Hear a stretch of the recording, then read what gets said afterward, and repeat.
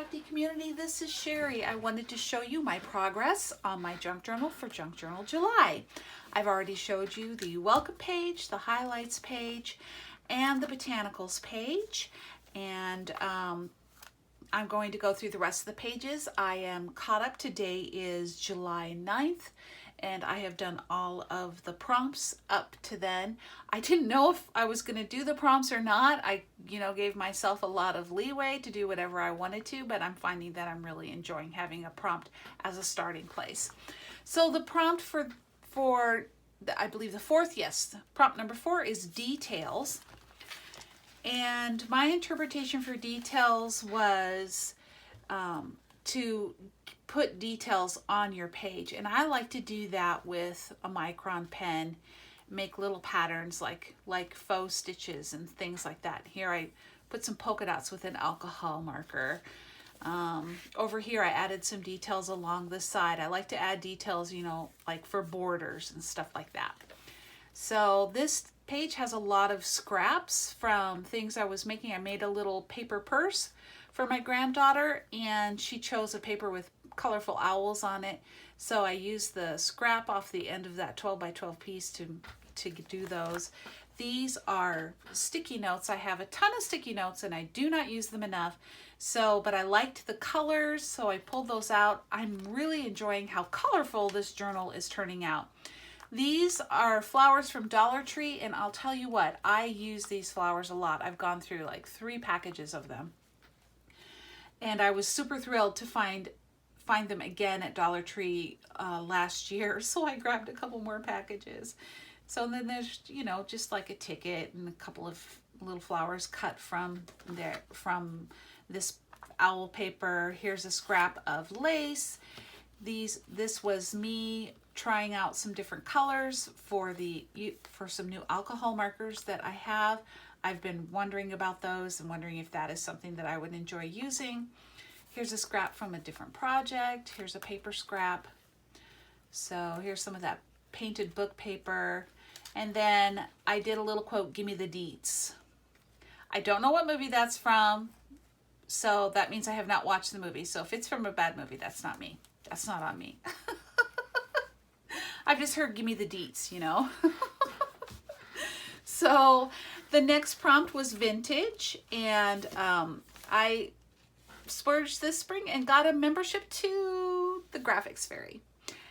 And she has so many graphics that you can use, and you can use some of them you can use commercially, but I don't need that. I like all the vintage papers and scraps and all that kind of stuff. So I found some birds on there and they were super pretty. So I printed some of those, and I've got some book paper and some little details here, and I'm loving this washi in this book. That pop of black is fun. Lace scrap, and the page behind there was like how to crochet a rug, something like that. Then the next prompt was minimalist, and I wasn't exactly sure how to interpret that, but to me minimalist is doing a lot with a little.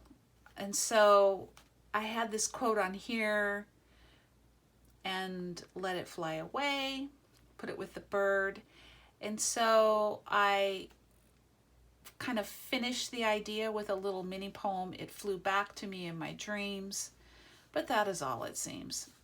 I did that on some old ledger paper and had one of these old pages that I painted orange and sewed into a little ruffle and set that on there. And this paper is from the Horizon collection by Paige Evans. So, and other than writing the minimalist prompt and doing an outline with my micron pen, that is all I did on this page, but I like it. I like this paper anyway, so I was really glad that minimalist came up on this page. So I like how that turned out, and I'm loving the colors on this journal. Okay, so on this page, the prompt is envelope, and I will put my journaling in this envelope. I made this envelope with old book paper. and sewed it. I've really been having fun doing that, making envelopes with that. Here's another one of those vintage bird images. I used the scrap from this to make this image easy to pull out of this envelope. This envelope is also from Graphics Fairy. And I used another one of those Tim Holtz quotes from his kind of vintagey sticker quote pad. If they were let to fly away, the rest is up to your imagination. And over here in the corner is a tiny cluster with that old book paper painted a yellowish color and a stamp, a foreign stamp.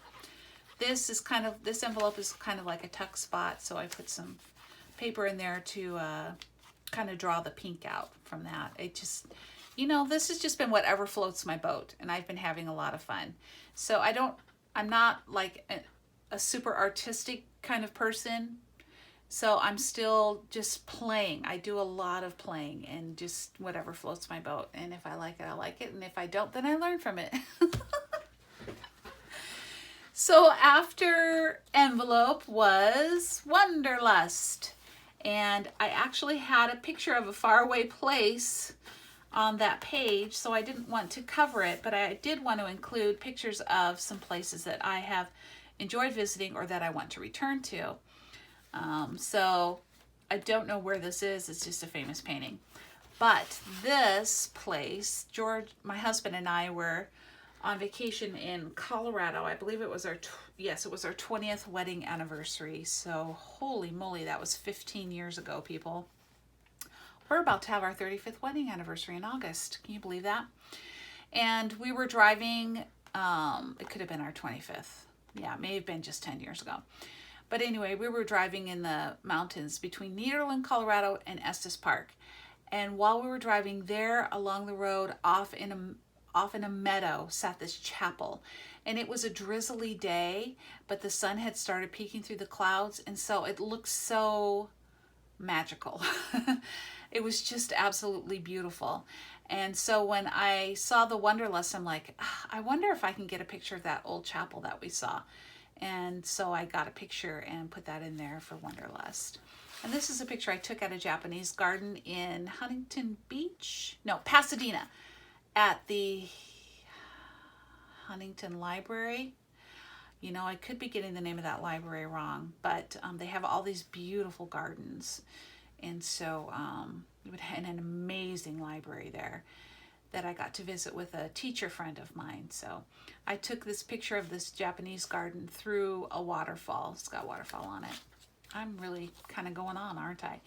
The last pattern, or the last prompt for today, is pattern, and that's for today. So I was kind of continuing on the whole Wonderlust thing. There's an English cottage and an English garden, and I had this notion to make a border at the top and bottom of the page with some of the torn book paper in green, which is my favorite color.